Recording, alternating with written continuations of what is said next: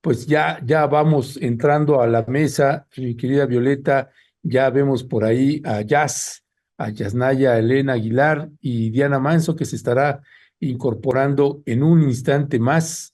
Y donde hoy, hola Yas, ¿cómo estás? Buenos días. Hola Ernesto, ¿cómo estás? Violeta, ¿cómo están? Qué gusto saludarles. Igualmente, Jazz, bienvenida. Muchísimas gracias por ya estar aquí en la mesa de hoy martes. Sí, gracias, Yasnaya. Pues dos temas que estaremos abordando el día de hoy, y uno es un balance ahora que termina ya el sexenio del presidente Andrés Manuel López Obrador sobre, sobre el gobierno, precisamente qué pasó durante el sexenio del presidente Andrés Manuel López Obrador en materia indígena, sobre pueblos indígenas. Y el otro tema que estaremos abordando es también un balance del programa Sembrando Vida. Así que, Yasnaya, pues en términos así, primero generales, si te parece, ¿cuál es el balance que estarías haciendo de la actual administración de López Obrador sobre la materia? Híjole, es difícil de hacerlo brevemente, ¿no? Digamos, a través de este sexenio, lo que he observado es que es un sexenio de claroscuros, claramente. Quiero partir de la idea de que no creo que hubiera sido una mejor opción tener en este sexenio de presidente a Mid o a Anaya, en absoluto, ¿no? Sin embargo, es bien interesante estudiar de sexenio a la luz de la historia de México.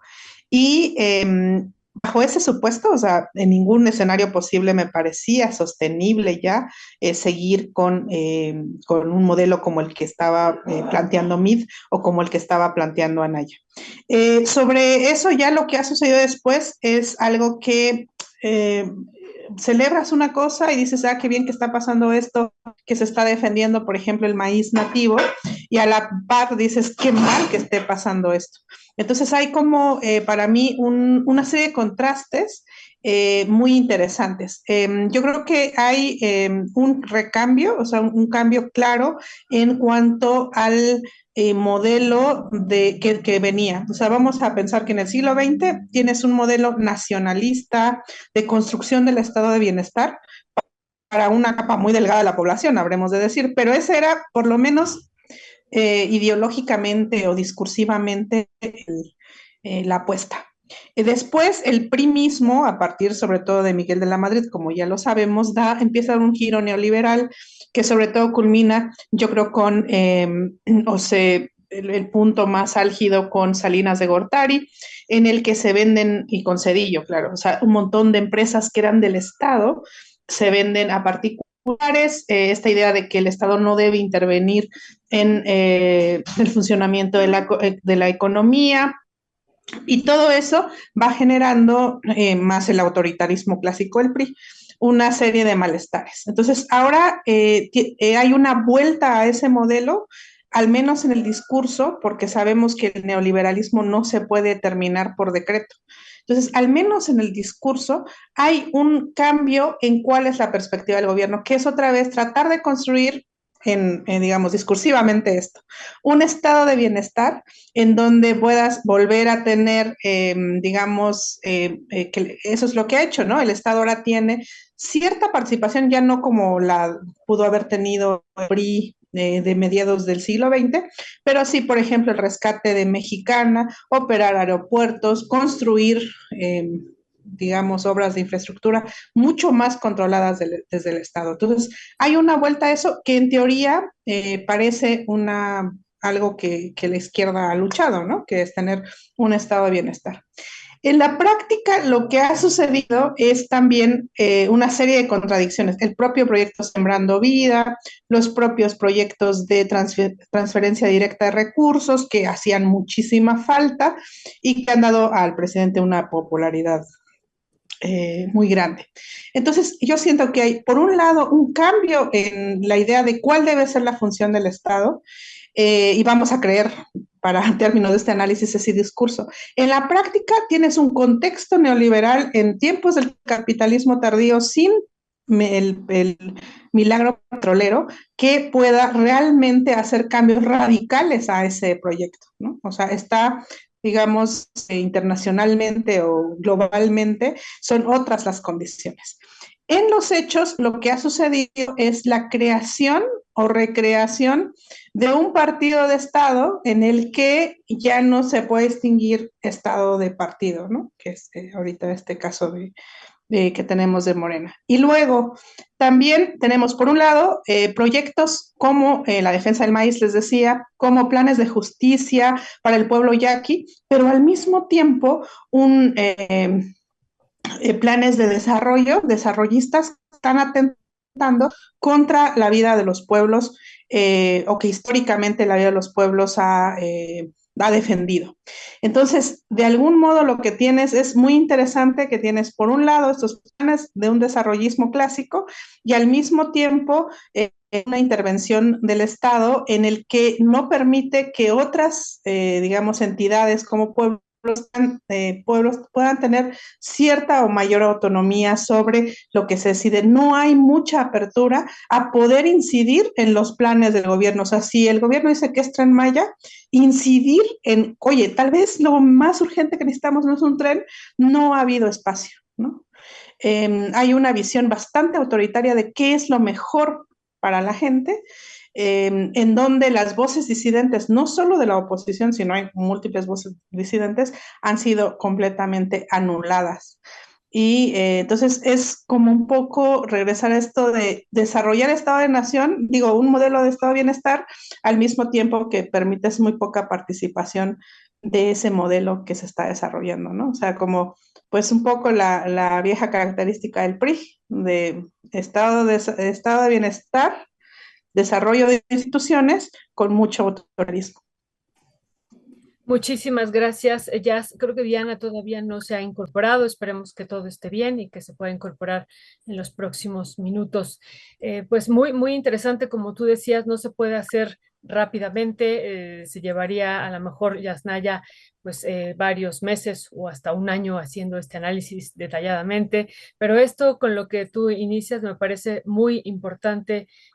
Pues Jazz, lo que dices, pues no era opción que llegara, o sea, no hubiera cambiado esto si hubiera llegado Meade o Anaya, y tú mencionas que hay puntos de avance y elementos de retrocesos, y hay también avances en términos discursivos, pero también estamos viviendo pues elementos en la realidad que no se han transformado y que también pues estarían apostándose desde el gobierno algunos elementos desarrollistas. Pero yo me quisiera centrar, Jazz, en esto pasamos del Instituto Nacional Indigenista, ¿no? Una visión indigenista, luego la Comisión Nacional para el Desarrollo de los Pueblos Indígenas, donde estuvo Xóchitl Gálvez al frente de la CDI, y luego a la creación del Instituto Nacional de los Pueblos Indígenas, donde está pues Adelfo Regino, que viene del movimiento social. Eso, ¿cuál sería tu balance? ¿Hubo alguna modificación haciendo este recorrido desde el INI, CDI y ahora INPI? ¿O realmente tú vislumbras en esto que ya nos decías que se sigue con estos claroscuros aún? Digo, no solamente basta con cambiarle el nombre, sino si la política tú ves que se cambió a partir de estas instituciones, pues que estarían pensando en el desarrollo o que sería o en la transformación de estas realidades que se viven en los pueblos indígenas. Yes. Sí, también ahí veo varios claroscuros, ¿no? La trampa aquí es que el Estado, en general, como pues, o sea, el Estado mexicano, lo que hace es crear situaciones de pauperización de los pueblos y después venderte la solución. Entonces, claro, tú tienes a pueblos muy pauperizados que si le dicen, oye, te vamos a meter estas carreteras, por fin te vamos a reconocer un distrito de agua, por ejemplo, en el caso Yaqui, pues se siente como, ah, qué bien, ¿no? Sin embargo, eso parte de antes una problemática creada por el propio Estado. Ahora, el asunto que yo veo en el caso de los pueblos indígenas es que sigue siendo una vuelta al indigenismo. ¿En qué sentido? López Obrador es características Uno es pensar a los pueblos indígenas un poco desde el mito del buen salvaje, como estas entidades en donde está depositada la cultura, la riqueza y la grandeza de este país, como una especie de minería, de extractivismo epistémico o cultural, donde decir que nosotros somos esa reserva y que en los pueblos indígenas tenemos valores increíbles. O sea, hay una visión un poco idealizada para poder agarrar mano de eso, por ejemplo, para pedir disculpas a España o cosas así. Por otro lado, entonces tiene esta visión, entonces todas las cosas que va a hacer mientras le reditúen, que él decida qué es lo mejor para esos pueblos, eso ha sido muy claro, ¿no? Como que desde el Estado se va decidiendo y mientras hay una relación de agradecimiento paternalista, todo está bien. Con las disidencias no, y con los procesos autonómicos tampoco. Podemos ver en la reforma indígena justo, ¿no? Esto de no ceder el control del territorio, que es básico para el de la autonomía y de la libre determinación. Entonces, no se siente muy cómodo con proyectos autonómicos, pero sí con proyectos de transferencia, ¿no? Porque, claro, hay una gran parte de la población indígena ha sido pauperizada, está en la pobreza, pero hace esta equivalencia dada, planchada, sin matices de pobres, pues los indígenas. Y entonces, los proyectos no es que se estén conformando, por ejemplo, discusión profunda sobre qué es lo que queremos sobre nuestros pueblos, sino pues las transferencias directas para proyectos de una sola visión de desarrollo. Entonces creo que mientras esté bajo esta relación paternal, sea el Estado el que lo determine, el que lo diga, está cómodo. Cuando hay más reclamos ya de autonomía de facto, o sea, autonomía real, de libre determinación, de que los pueblos puedan decidir sobre su territorio y tengan control de él, ahí ya no se siente tan cómodo, ¿no? Pocas veces hemos escuchado al presidente hablar de autonomía o hablar de libre determinación de los pueblos, pero sí como una reserva cultural y como una visión idealizada.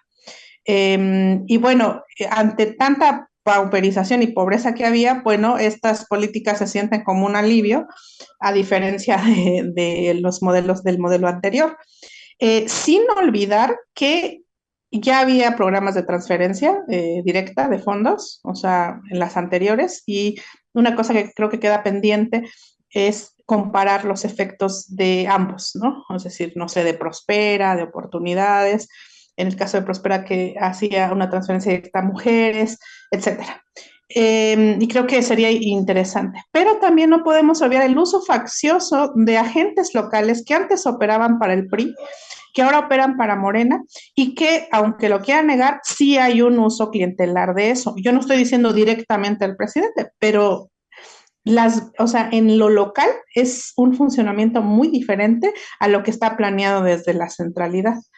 Entonces, eso va a redundar, quiera o no, en redes clientelares, porque además son operadores que antes simpatizaban con el PRI y que tienen ya esa misma forma de estar operando. Entonces, a mí me preocupa mucho, por ejemplo, estos planes desarrollistas como el Tren Maya Interoceánico, porque lo que están haciendo es, van a cambiar mucho el uso del territorio y a la larga es una visión de que lo que más necesitamos es desarrollo y la pregunta sería, ¿es realmente lo que más necesitamos? ¿Son ese tipo de proyectos los que han ayudado más a los pueblos a tener, recuperar su autonomía, su libre determinación? ¿Ha evitado el despojo? Vemos lo que está pasando con la especulación de tierras en torno al Tren Maya, etcétera. Otra cosa que también es muy importante decir y que platicando con compañeros de diferentes lados de la República Mexicana de Pueblos Indígenas es la gran penetración del crimen organizado. Es algo fundamental en el análisis ahora de pueblos indígenas. No podemos hablar de pueblos indígenas sin el crimen organizado, que vemos lo que está sucediendo en Chiapas, que vemos lo que está sucediendo en el norte, que empieza a suceder también aquí. Entonces, ante eso, López Obrador hemos visto que no es algo que, es algo que minimiza y creo que no se puede minimizar más porque habrá que hacer pronto un análisis de los efectos del crimen organizado. Ya olvidemos cualquier otro tema de simplemente estar a salvo y estar vivos en nuestros territorios. Ya, gracias, Yasnaya. Ahorita que hablas del crimen organizado y violencia, cómo se ha agudizado con la presencia de este crimen, de estos grupos, Yasnaya. Alguna vez platicando con un hombre quien respeto mucho su trabajo, que ha trabajado en Chiapas, que se llama Jorge Santiago Santiago, yo le decía a Jorge, entiendo también que en la construcción de la libre determinación de pueblos indígenas, la conformación de la lucha, la dimensión del tiempo en las construcciones y en la conformación de la lucha, pues es muy distinta en pueblos indígenas que en las ciudades, que se quiere todo así rápido y la inmediatez. Y entonces yo le preguntaba cuál era su sensación de qué estaba pasando o cómo vivían, cómo se estaba viviendo en pueblos indígenas la, la intromisión o la introducción del crimen organizado y de estas violencias que estamos viendo en varias entidades. Particularmente quiero mencionar Chiapas, Guerrero, Michoacán, que hemos estado viendo y documentando ahí muy de cerquita lo que ha estado sucediendo, como el sentido de la urgencia en materia de violencia, cómo se enfrenta, cómo se procesa en pueblos y comunidades, y acá me refiero de los que en donde tú te mueves, en Oaxaca, ¿cómo sientes que están enfrentando esta situación, Jazz?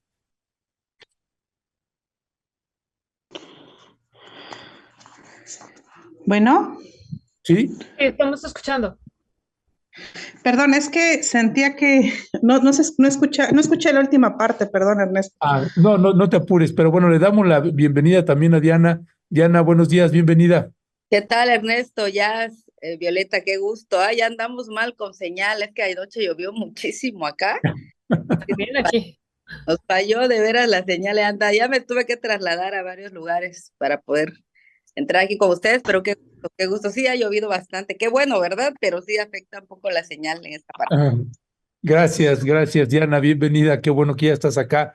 Y sí, Yasnaya, te preguntaba el sentido de la urgencia, el sentido de la urgencia, cómo se está viviendo en pueblos y comunidades, porque nosotros sí vemos que hay y lo hemos documentado particularmente mucho en Chiapas o en Michoacán y Guerrero, que hay pues un llamado ya cada vez más enérgico y fuerte al gobierno federal o a gobiernos estatales, pues que alguien intervenga la llegada del crimen organizado en territorios indígenas. ¿Cómo sientes, no sé cómo es desde Oaxaca, están enfrentando esta situación en lo que toca a pueblos indígenas? Bueno, yo creo que, como dices, en cada contexto es bien distinto. Sin Sí. embargo, por ejemplo, hablando con un compañero Soque de Chiapas, un compañero Nahua en Guerrero, una compañera de Durango, es claro, incluyendo aquí que por fortuna, digamos, todavía estamos empezando, eh, es la misma situación. Hay ya el crimen organizado tiene en muchos casos, pues ya desde hace mucho tiempo, pero en otros todavía un mayor protagonismo. En ciertos casos es difícil ver la diferencia entre entidades del Estado y crimen organizado y proyectos de empresas. O sea, esta diferencia entre Estado y crimen organizado a nivel local se diluye. Por ejemplo, puedes tener a una persona que está reconocida por el Estado, que es tal vez el operador de cierto partido político, que tiene las relaciones en el Estado, pero que saben todos en el contexto que esa persona opera también redes de narcotráfico, por ejemplo. Entonces, es muy difícil como pedirle al propio Estado que también está involucrado en este entramado de criminalidad. Hay ya una simbiosis que es muy difícil. Y eso es en el caso de Guerrero, en donde incluso, por ejemplo, en muchos casos está muy normalizado que cientas entidades, policías, estén coludidas con el Estado, que haya incluso un reconocimiento de algún tipo, pero que se sabe que está operando para el crimen organizado. Eso creo que en Guerrero, con lo de Ayotzinapa, quedó muy claro. Y eso también está empezando a suceder en otros territorios donde, por ejemplo, el acceso a hidrocarburos pasa por el control de personas que van a estar pidiendo derecho de piso o que van a estar determinando cuánto cuesta la gasolina, por ejemplo, en cierta región, y que operan como crimen organizado, pero que a la vez, cuando son las campañas, están operando para el Estado. Y creo que, por ejemplo, eso pasa muchísimo también aquí en Oaxaca. De pronto tienes personas que sabes que están involucradas en redes de distribución o de narcotráfico o de trata de personas que a la misma vez están operando para partidos políticos y de todos los partidos.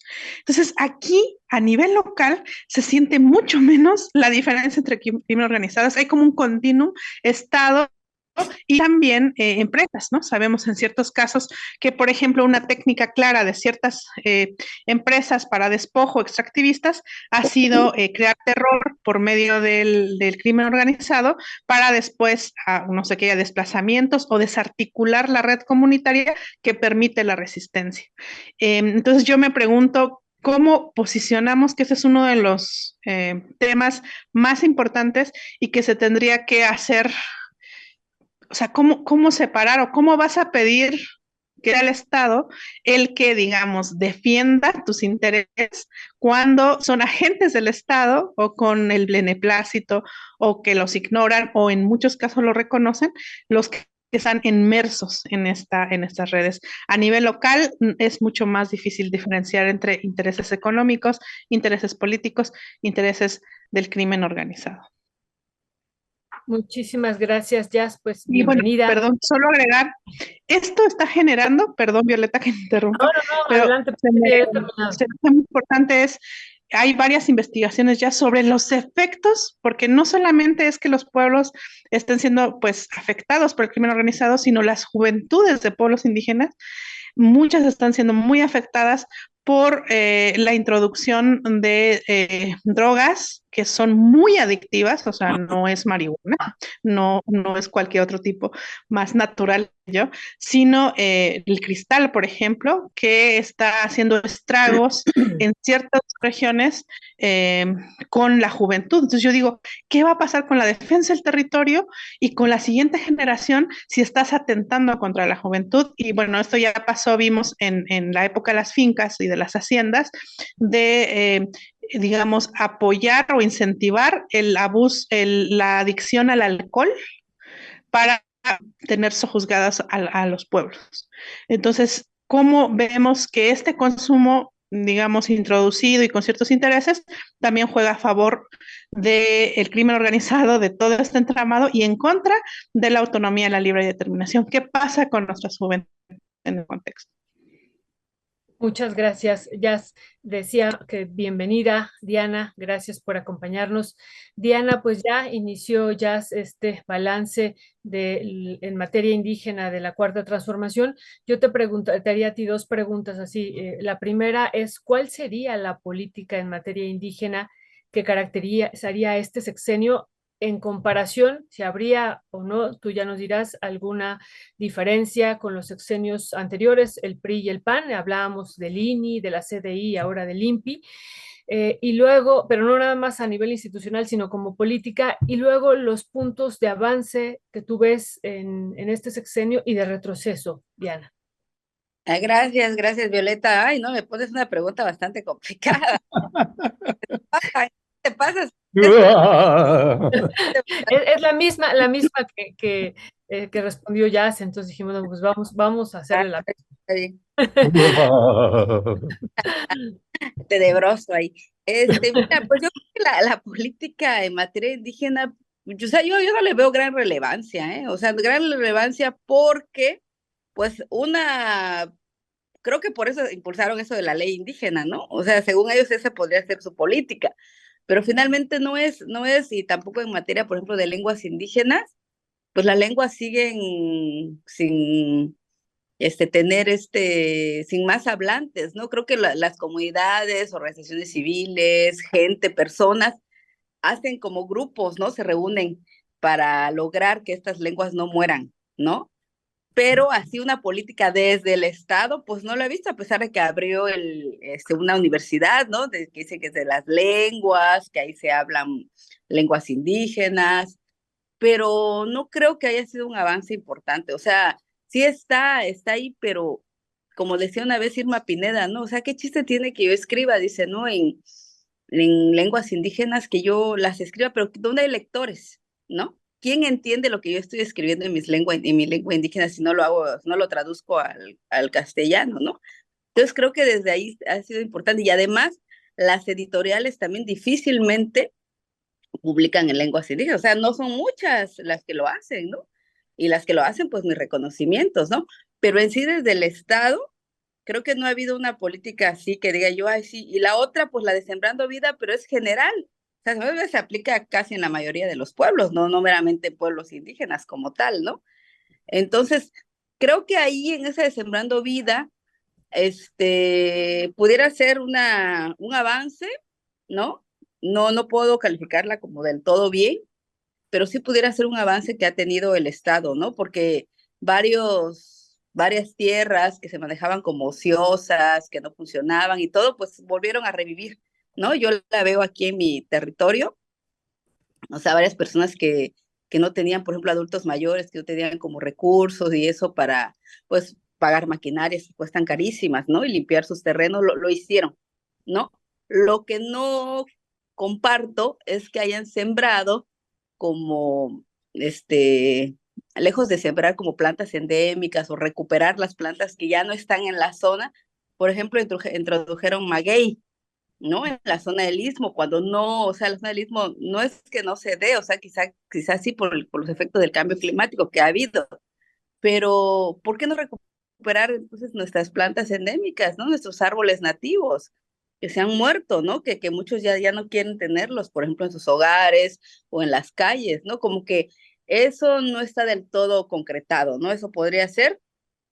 Y el otro, pues yo siempre me enfoco al tema de las lenguas, ¿no? O sea, sí, por ejemplo, en Oaxaca, ¿no? Con Víctor Cata, que es el secretario de Cultura, que ha impulsado precisamente el que hayan nidos de lenguas, donde los abuelos estén enseñando a los niños, a las niñas, maestras también que saben de lenguas, lo están haciendo, pero creo que hace falta más impulso de ese lado. O sea, es una parte, pues, ¿no? Y creo que lo hacen las personas que aman las lenguas y que dicen, yo lo quiero hacer porque, pues, me gusta, ¿no? Quiero que mi lengua viva, ¿no?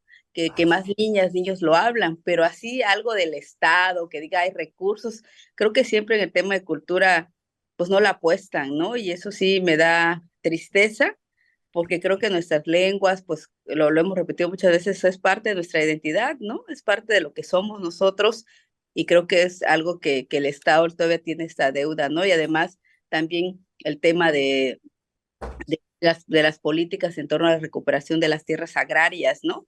Lejos de que el Estado dijera, a ver, voy a cambiar el padrón, ¿no? De afiliados que ya son personas que ya murieron, que ya necesitan que haya más mujeres también dentro de estas listas de comunidades agrarias, tanto ejidales como comunales, al contrario, ¿no? Lo está deteniendo, te manda a tribunal agrario, el tribunal agrario te resuelve de aquí a 1 año, 2 años, y eso dilata mucho tiempo, ¿no? ¿Y qué pasa, no? O sea, las comunidades agrarias siguen siendo más pequeñas. Y, por ejemplo, o lo que hizo el Estado, ¿no? En el tema del corredor interoceánico para la construcción de los polos industriales, compró esas tierras agrarias. O sea, esas tierras agrarias ya no le pertenecen a esos municipios, a ese núcleo agrario, ¿no? Ya le pertenece al Estado hoy en día. Entonces, nos queda esa duda de qué va a pasar ahí. ¿Esa es una política realmente que ayuda a las comunidades indígenas? Yo no lo creo, ¿no? Esa sería mi postura. Ya, gracias, Diana. Mi querida Jazz, pasando, bueno, es pasando, pero también está estrechamente vinculado el programa Sembrando Vida. Sí, entiendo que también es un programa que da para horas, para abordar el tema en horas, pero si tuvieras que identificar ¿qué parte tuvo de positiva y de negativa el programa Sembrando Vida? ¿Qué puntos identificarías? Lo mismo, ¿no? O sea, veo bastantes, otra vez, ¿no? Claroscuros, contrastes, paradojas, etcétera. Yo estoy en una comunidad en donde varias de las personas que conozco, yo he tratado lo más posible de seguir sembrando la semilla de mi familia, o sea, de seguir haciendo milpa. Ahí está medio enyerbada mi milpa, pero ahí estamos, porque me parece que es fundamental, algo que nos hace profundamente mesoamericanos en un contexto global en el que las semillas están pues siendo privatizadas, tener semillas de pues 9.000 años de domesticación del maíz que pasan de generación en generación, culturalmente es fundamental la milpa y el maíz. Y bueno, en general la vida campesina, ¿no? Yo creo que es pues la actividad principal que además ha estado cayendo en garras de la agroindustria. En ese sentido, veo una buena intención, ¿no? Hablar de agroecología, de privilegiar, lástima lo que pasó con Segalmex, ¿verdad? De toda esta corrupción terrible, pero la idea es privilegiar este tipo de. El asunto otra vez es que se diseña una política pública para todo el país cuando la realidad es muy distinta. Entonces, por ejemplo, si tú planeas los mismos parámetros, las mismas reglas de operación y no dejas que sean los pueblos los que tengan el protagonismo en diseñar, o sea, habría que diseñar una cierta política de este estilo, si quieres, en donde pueblos antecos, zapotecos y mijes de la sierra, con una particularidad geográfica, pudieran determinar qué es lo que se necesita para potenciar, digamos, el sembrar vida, ¿no? Con toda la carga, y, digamos, semántica de eso. Pero entonces, si tú pides que las personas tengan al menos 2 hectáreas o tantas hectáreas para poder, lo que vas a hacer es lo que sucedió en una gran parte de la sierra, vas a empezar a desmontar. Entonces, cuando empiezas a desmontar más para poder tener esa cantidad, pues entonces los efectos van a ser contrarios. En otros casos, casos de corrupción, casos de clientelismo, en otros casos zapotecos que conozco muy bien, pero es porque esas personas ya estaban organizadas, ya estaban haciendo un trabajo en donde Sembrando Vida viene a potenciar ese trabajo que ya está. Entonces, otra vez creo que es esta visión paternalista en donde muchas de las comunidades campesinas y muchas de las comunidades indígenas, porque no todas las comunidades indígenas son campesinas, pudieran participar y ser rectoras de ese tipo de políticas. También me pareció muy lamentable el uso de Sembrando Vida para que López Obrador lo presentara como el modelo o uno de los modelos para paliar la emergencia climática. Es que, perdón, o sea, ver tantos árboles que fueron levantados para poder cubrir ese tipo de requerimientos, no, y además con un poco de investigación sobre la emergencia climática, Sembrando Vida no está hecho para, o sea, no va a responder a esa emergencia. Entonces yo veo muchos claroscuros y vería 2 cosas. Uno, el paternalismo y el centralismo, y la operación en lo local, en el que va a estar atravesado por muchos vicios de cómo funcionan los programas así, centralizados, y que en el caso de lugares, proyectos que ya venían trabajando bien, puede haber sido o ha sido algo que ha impulsado. ¿Y qué es lo que hace el gobierno? Pues darnos a conocer los casos de éxito, pero ese éxito viene porque ya hay una organización local previa. Y en otro caso, pues ha servido para otra vez crear redes clientelares, para desmontar más, etcétera, etcétera. Entonces, qué es lo que yo creo que aquí es fundamental? Es que no se diseñe solo desde unos sabios, hay un cambio de élites, que piensan, incluso con buena intención, que ellos saben mejor. Y creo que no, necesitamos políticas diferenciadas según cada contexto y cada caso. Gracias, Jazz. Diana, tú ya entraste también al tema de Sembrando Vida, pero antes de eso, una última reflexión sobre esto de la política en materia indígena de este sexenio y en particular sobre el presupuesto indígena, ¿no? Vimos un cambio una vez que llega la administración de Fox, ¿no? A partir de ahí hay un punto de inflexión de esto del presupuesto indígena transversal. se empieza a contabilizar así en un anexo específico, incluso en el presupuesto de egresos de la Federación, y en esta administración hay un cambio en eso, sigue el anexo, pero hay un cambio, a mí me parece pues importante en cómo se iba a destinar este presupuesto a los pueblos y comunidades indígenas. Sobre esto, Diana, ¿qué reflexionar? Y lo otro, lo que está por venir, ¿qué es lo que vislumbras en el siguiente sexenio en materia indígena, ya con una presidenta como Claudia Sheinbaum? Diana. Gracias, Violeta. Bueno, pues en el tema del presupuesto, tú lo has dicho, tú, o sea, el reflexionar es que creo que debieron de aplicarse mejores, ¿no? Los presupuestos, como te digo, se creó la universidad, hay este impulso de la ley, quizá hubo la defensa o se crearon leyes en torno a la indumentaria, ¿no? El respeto, ¿no? A que no dejar que se lleve nuestra apropiación cultural. Pero creo que, o sea, México tiene muchos tratados que ha firmado, tiene muchas leyes, ¿no? Pero creo que hace falta más hacerlos realidad, ¿no? Creo que eso sería una reflexión, o sea, hacer realidad realmente, si hay bastante presupuesto, o si hay no lo suficiente, porque nunca nada alcanza, pero al menos que realmente los pueblos se sientan identificados, que digan, este presupuesto llegó a este grupo de bordadoras, a este grupo de personas, de artesanas, o en el tema de las defensoras de la lengua, ¿no? Del territorio en sí, pero realmente que digan, me ha tocado, ¿no? Me ha tocado, creo que sí se pueden hacer las cosas. Creo que eso sería una reflexión, ¿no? Que no ha sido parejo para todos, ¿no? Eso sería por un lado. Y por el tema de Claudia Sheinbaum, pues yo creo que, pues le toca de alguna forma un México con muchas leyes reformadas, o sea, eso lo hemos visto, la última que creó una serie de situaciones, ¿no? Y que con las cuales, pues celebraron el 15 de la independencia de México, el 15, pero creo que Claudia Sheinbaum viene o tiene o tendría que visibilizar más aún a las comunidades indígenas, ¿no? O sea, no nada más tomarlas como folclore, tomarlas como acompañantas, tomarlas como que, ay, sí, son parte de México y me sirven, ¿no? O cuando toma, por ejemplo, los bastones de mando, o se viste con las ropas tradicionales de los pueblos. O sea, nosotros no queremos eso, ¿no?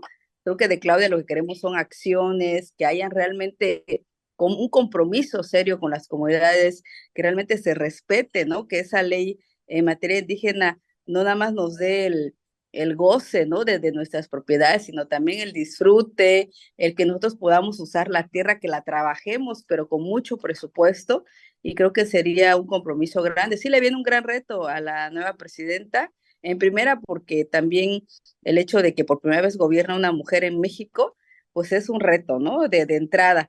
Y creo que, como ella decía, ¿no? Ahora ya vamos a decir presidenta con A, ¿no? Pues entonces que esa palabra presidenta con A realmente se distinga y que se trabaje realmente desde las comunidades, pues creo que las comunidades no están peleadas con el Estado, somos partes de un México, somos un todo, ¿no? Aquí creo que lo que importa es de que realmente esas acciones lleguen, quizá trabajar desde la parte de la gente desde los municipios, desde la gente que trabaja, ¿no? Y que se identifica con Morena, el partido de ella. Entonces, pues que realmente hagan honor a ese nombre, ¿no? Que no nada más sea de como ¿cómo te puedo decir? Que no nada más sea de nombre, ¿no? Sino que realmente sea de hechos. Creo que esa sería mi reflexión, que Claudia o la presidenta se comprometa y que realmente hayan hechos en las comunidades, ¿no? No nada más como un compromiso de documentos. Gracias, gracias, mi querida Diana. Ya para ir cerrando, bueno, hay comentarios, preguntas y demás, y te preguntaría, bueno, dice, por ejemplo, Raúl Flores, entonces Sembrando Vida no está en la lógica de desarrollo indígena, sino es un instrumento del capital y la mercantilización del medio ambiente de los pueblos. Es pregunta la que él hace, y dice, perdón, es que ando un poquito ciego. Aquí señala también en otro comentario y preguntas que tenemos aquí de la audiencia, eh, dice, por ejemplo, Agustín Ávila, todas las comunidades donde entró Sembrando Vida pasaron por asambleas ejidales. Dice feliz, perdón por mi ignorancia, Sembrar árbol no sirve para ayudar el medio ambiente. Agustín Ávila vuelve a colocar, estudios del campo muestran lo más importante, fortalecen el tejido social y ahora van a una segunda fase donde lo importante es la economía social y solidaria distinta a la neoliberal. Eh, se mueve, dice Isaura Fuentes Carrera, se mueven las entrañas al escuchar las verdades de Diana y Yasnaya. Gracias, gracias, gracias. Mayanín Jiménez, es mejor no hacer ninguna intervención en las comunidades sin estudio etnográfico que les permita ver que las problemáticas son distintas y soluciones que no atenten contra su dinámica. Magoberto Pacheco, estos son de los comentarios que me parecen útiles. Dice, les recomiendo formar su partido político y así realizar el cambio que desea. Órale, dice, bueno, hay un último comentario que estaría diciendo, que dice Sergio Beltrán, Jazz y Diana, ay, ya se movió, Jazz y Diana son las comentaristas más honestas y más sabias con que cuenta Rompeviento TV. Pues son parte de los comentarios que hace aquí la audiencia, de todo hay en la viña de la Virgencita Morena y Rebelde. Así que, con qué cerrarías con esta serie de comentarios y reflexiones que hace la audiencia sobre lo que ustedes están comentando, Jazz? Bueno, hay mucho que comentar ahí de los comentarios. Primero, agradecer los comentarios positivos. Creo que o sea, no creo que hay como una verdad absoluta. Simplemente creo que Diana y yo estamos en un contexto distinto del que generalmente se hace en los medios. Y entonces creo en eso, ¿no? En la pluralidad, en tener muchas versiones en contrapunto. Y les agradezco a Rompeviento que nos dé esta oportunidad para participar de esta discusión general en la que pocas veces tenemos como pueblos esa participación. Ojalá, bueno, es nuestra intención, ¿no? Con Diana invitar a tener más invitadas y con ustedes. Entonces, no quisiera en absoluto tal vez que se vea que lo que digamos es la verdad, pero abona a que entre todos discutamos desde diferentes pisos, ¿no? Diferentes experiencias y contextos, que creo que tal vez esa fue el objetivo de Rompeviento al invitarnos. Entonces, muy agradecida con esa parte del comentario. Voy a tratar de recordar los comentarios.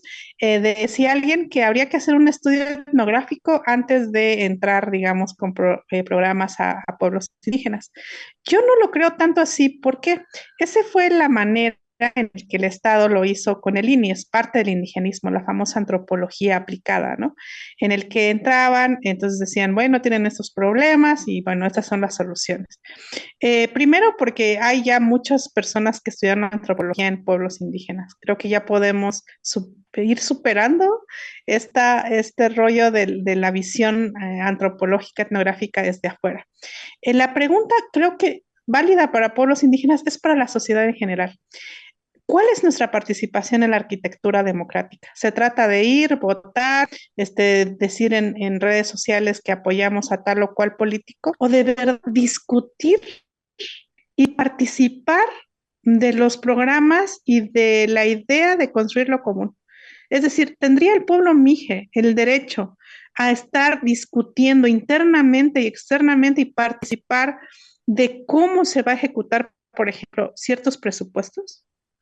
Es parte del derecho que tenemos a saber que no va a haber un programa Sembrando Vida, sino múltiples en todo caso, para poder hacerle frente a la terrible agroindustria y sus efectos, y que esa respuesta no va a ser igual, digamos, en un caso mesoamericano acá con la milpa, el maíz, etcétera, que en el caso de un pueblo indígena en Chihuahua o en el desierto de Baja California con los pueblos yumanos o pueblos que se dedican a la pesca.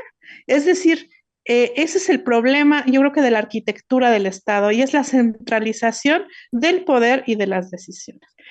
Voy a jugar ahorita un ratito, porque bueno, mis propias convicciones son distintas, pero voy a jugar un ratito a apoyar a la democracia.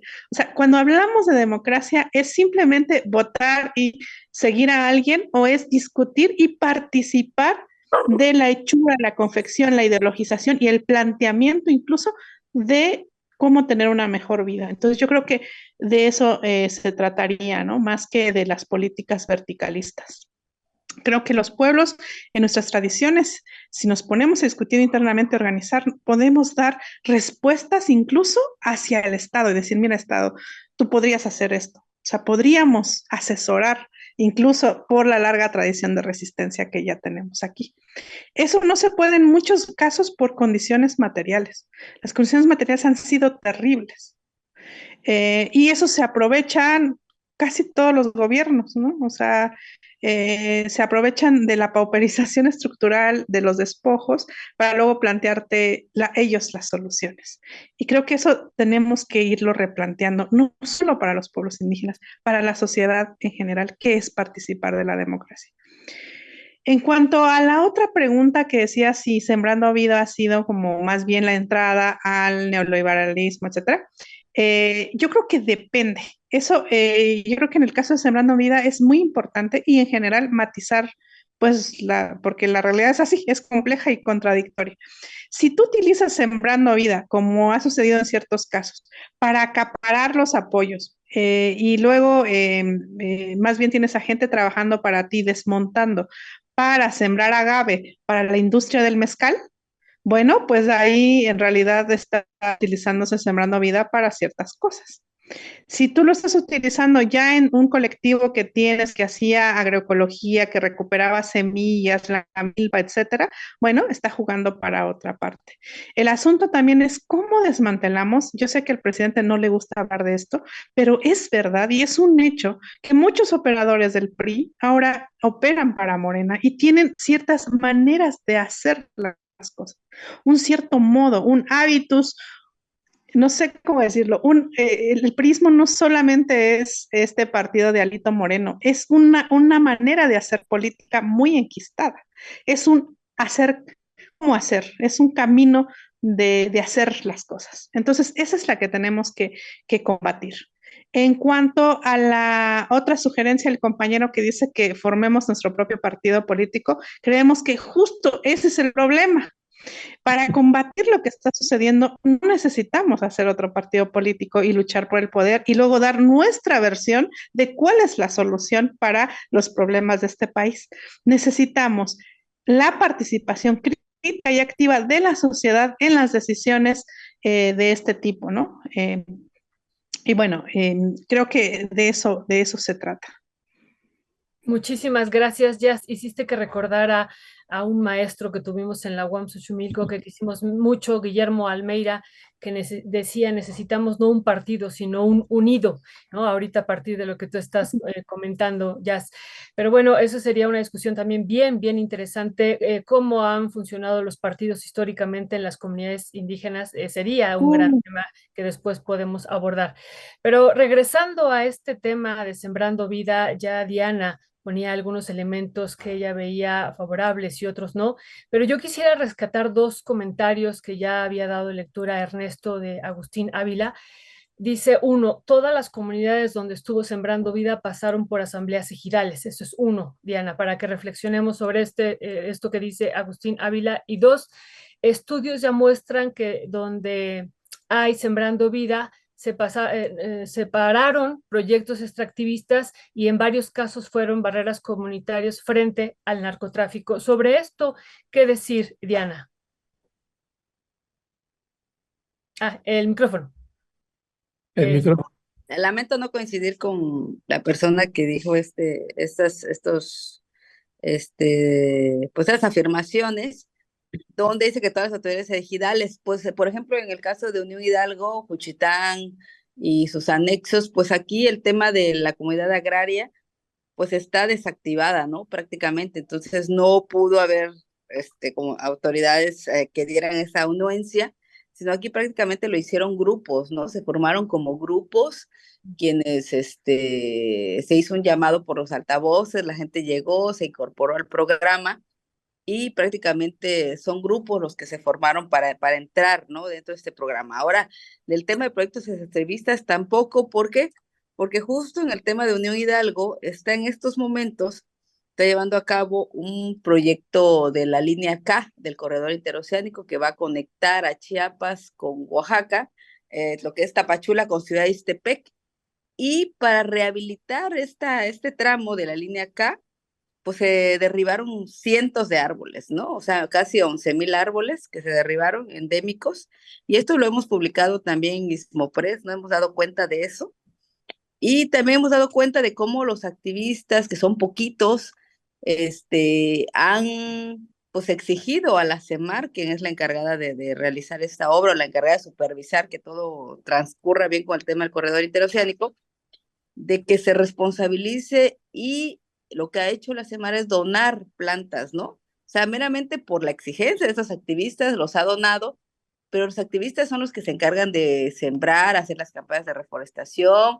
buscar dónde van a ir a sembrarse. Y lo que se ha afectado mucho para nosotros es el tema del palmar, ¿no? Que es una reserva comunitaria que la comunidad ha dicho que no quiere que sea reserva natural protegida, sino que quede nada más como reserva comunitaria. Pero entonces, los de Sembrando Vida, pues prácticamente se hicieron en espacios de particulares, en espacios que la gente tiene sus propias tierras. O sea, nunca Sembrando Vida dijo, vamos a parar este proyecto. Entonces, creo que también hay que ser realistas en este entorno, porque Oaxaca es uno de los estados pues que más les aplaude al presidente Obrador, ¿no? O sea, llega el presidente Obrador, pareciera que es un Luis Miguel que está cruzando o que está llegando, haciendo su arribo, ¿no? Entonces, ¿y esto por qué va de la mano? ¿Por qué lo digo, no? Porque precisamente la gente adulta mayor dice, pues al menos que pues me da mi apoyo mensual, ¿no? Los estudiantes también, las personas con discapacidad. Entonces, creo que también Obrador supo manejar muy bien su estrategia, ¿no? De decir, primero apoyo, por eso dice su lema, ¿no? Primero los pobres, apoyo con economía, con recursos a estas personas, y cuando yo implemente esos proyectos de extractivistas o esos megaproyectos, pues nadie va a decir no, ¿no? Porque está recibiendo un recurso. Entonces creo que también eso me hace reflexionar y decir que quizá, ¿no? Sembrando Vida, como les decía, sí hubo el tema de que muchos espacios que estaban ociosos, llenos de arbustos, hoy están llenas de plantas, hay cosechas de limón, de guanábana, o sea, sí lo hay, no podemos negarlo, pero creo que hace falta más, ¿no? Hace falta más. Y yo me enfocaría a estos dos puntos de que hay que revivir esos procesos agrarios en las comunidades. O sea, si los procesos agrarios se reviven, se fortalecen, todas las asambleas van a luchar por el territorio tal cual, o sea, va a ser por inercia esta lucha, ¿no? De cuando llega un proyecto que les está afectando el territorio, pues ¿quiénes son los que van a hacer frente? Pues estas comunidades agrarias, pero si están muertas, no quieren actualizar el padrón, no quieren incluir mujeres, no quieren incluir juventudes, entonces, ¿qué va a pasar? Pues cada vez estos grupos o estas comunidades agrarias, pues va haciéndose más reducido. Entonces, ¿qué fuerza van a tener para pagar eso, para parar algún proyecto extractivista? No creo que esa sería también una reflexión que yo quiero decir hoy, de que se tiene que revivir pues esas comunidades agrarias, tanto ejidales como comunales en todo el país, ¿no? Pues bueno, qué extraordinaria reflexión aquí y los distintos ángulos de las distintas realidades de quienes habitan precisamente dentro de estos territorios y que están viendo las distintas batallas que hay y distintos ángulos de lo que es la concepción del concepto de desarrollo. Y cerraría diciendo o leyendo por ejemplo, ahorita que decía que estabas hablando, Diana, alguien preguntaba, ¿y qué resultados hubo? ¿No? Se me fue ahorita así, Omar L., ¿qué resultados hubo? O dice Mayanín Jiménez, creo que a AMLO le tocó resolver la emergencia económica. Me da la impresión de que todo lo ve a largo plazo. José Luis Blanco, ¿por qué entonces, dónde quedan las propuestas locales? Ese es parte del problema. AMLO como rockstar, no estadista, buena reflexión. Pues yo creo que hay un poco de todo. Judith Ibarra, son activistas luchando solos, no convencen a sus seguidores, es hablar y hablar, aunque repitas, dice el presidente. En fin, hay comentarios de todo tipo. Yasnaya, pues ya nada más te dejaría una reflexión final para cerrar. ¿Con qué cerrarías? Bueno, veía también en los comentarios, tal vez cerrar con esto, ¿no? Alguien decía, bueno, una pregunta antes que era si sembrar árboles como ha sembrado Sembrando Vida no ayuda a la emergencia climática. El asunto es que no es, bueno, hay que ver que una parte se deforestó más bien para poder cumplir con los requerimientos de extensión necesaria. Entonces, no todo fue reforestar. Y reforestar no se trata solo de sembrar un montón de limones o de plantas frutales. Es complejo. Incluso la emergencia climática está a tal grado que reforestando casi, no sé, creo que toda la superficie de México, no se puede paliar ya los efectos de esa manera. Tendría que ser de otra manera y no destruir los ecosistemas. No es hacer un monocultivo de árboles lo que palia los efectos del cambio climático. Es mucho más complejo que eso. Eso considerando que en algunos casos sembró y ver cuánto se deforestó a cuánto se sembró. Ahí habría que hacer una evaluación. La otra es esto de decir como que, oigan, nada les parece. No, yo creo que estamos tratando de ver cuáles son las luces y las sombras. De eso estamos tratando todo el tiempo, decir, bueno, esto está bien así, esto no está funcionando de este modo. También esta idea de que quienes tenemos estas ideas estamos solos y no es verdad. Creo que no se está viendo y eso es uno de los efectos negativos del obradorismo, que hay un montón de colectividades que están luchando por otra realidad y que están haciendo, ya sea en el campo, ya sea en la educación, otro tipo de propuestas. Y creo que un gran desacierto del obradorismo es no leer esta otra oposición, que tal vez no es ni oposición, es incluso una oposición no al gobierno, sino al modelo en el que este gobierno también se inscribe. Es decir, movimientos de otro mundo es posible, que sí están sucediendo, que sí están ejecutando en condiciones además sin presupuesto, sin todo el poder estatal. Entonces, no leer que existen estas otras realidades, que existen esas otras luchas en colectivo, que están planteando de verdad radicales en condiciones difíciles. No son el obradorismo con todo un presupuesto estatal. Son justamente personas que creen que todo el modelo se tiene que replantear urgentemente, no solamente tomar algunas medidas paliativas como este gobierno lo está haciendo. Pienso que el neoliberalismo, la emergencia climática es un problema tan grande y en todo caso, el obradorismo lo que está planteando es ponerle un pequeño a un problema que es muy grande. Entonces necesitamos soluciones radicales a problemas radicales y pasa por empezar a hablar de ellos y de que existen estas personas que están haciendo, proponiendo otras. El hecho de que sean voces minorizadas no las hacen menos valiosas, las hace minorizadas. Y lo que tenemos que hacer es amplificar su existencia y sus propuestas, no por estar nada más en contra, sino porque la situación es grave y lo amerita. No podemos estar nada más enfrascándonos en que si amas o odias a AMLO, las cosas no son así de fáciles, ojalá así lo fueran, pero no lo son. Entonces necesitamos matizar, complejizar y ver las otras alternativas y sobre todo organizarnos localmente en donde estamos para plantear estos temas, para empezar a informarnos y de ahí empezar a tomar acción en lo que hagamos. A veces dicen, no, bueno, es que hay que tomar el poder para poder desde ahí decir cuál es la solución. Yo no creo así. Yo creo que hay múltiples micros, como dicen otra vez, que creo que lo he repetido, lo de piensa global, o sea, analicemos el contexto, pero actuemos local y muchos locales hacen una estructura macro. Ninguna estructura macro es monolítica, está hecho de tu colonia, de tu comunidad, de tu realidad concreta. Y creo que ahí hay que hablar de estos temas y de esos malos efectos del obradorismo es que ha sido acallar esas otras voces y solo pensar que esto es de PRIAN y Morena o de derecha e izquierda. Creo que la realidad va mucho más allá y la necesidad de empezar a ver otras alternativas. Muchísimas gracias, Jazz. ¿Con qué cierras, Diana?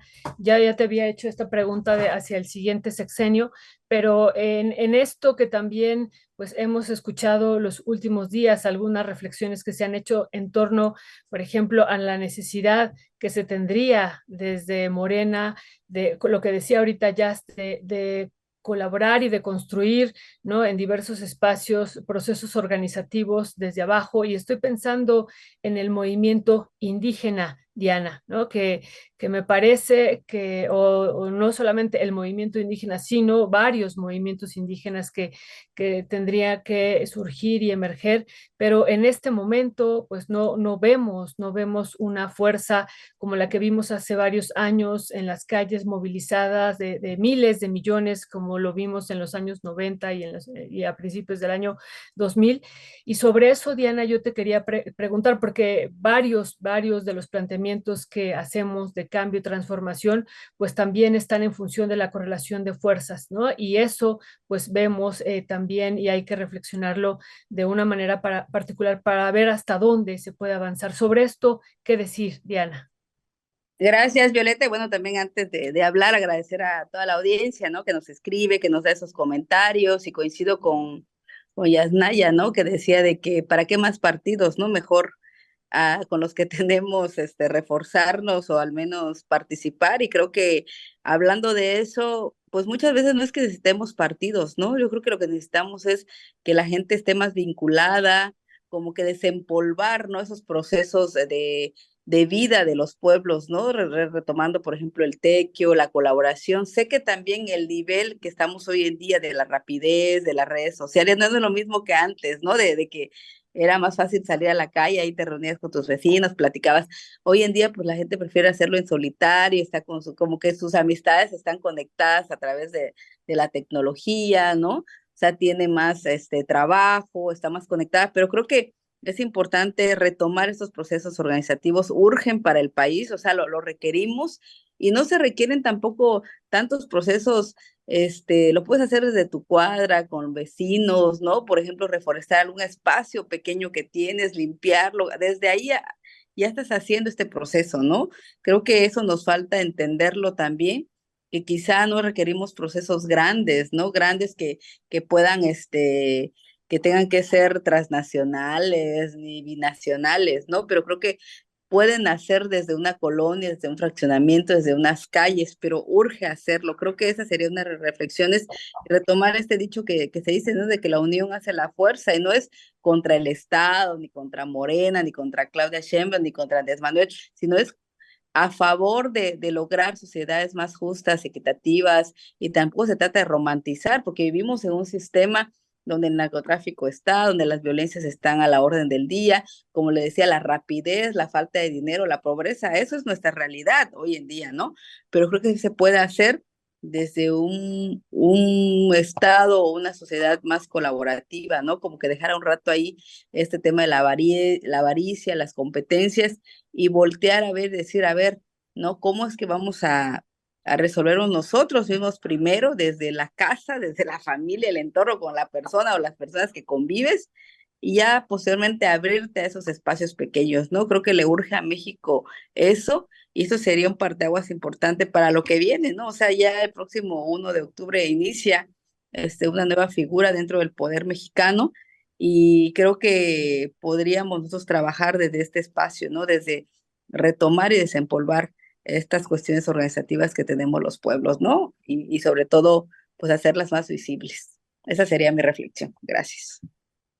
Pues ya, Diana, como siempre, muchísimas gracias. Un montón de comentarios. Evidentemente no nos da la vida para estar leyendo todos, pero les agradecemos muchísimo, y siempre gracias, siempre gracias, Diana, por esta extraordinaria reflexión que tenemos siempre con ustedes. Gracias. Gracias a ustedes. Un fuerte abrazo a los tres. Jazz, Diana, abrazo fuerte, fuerte. Ya creo que ya se salió o ya no está en pantalla, pero le mandamos también un fuerte abrazo a ambas. Que tengan una linda semana y nos estamos encontrando el próximo martes en otra mesa.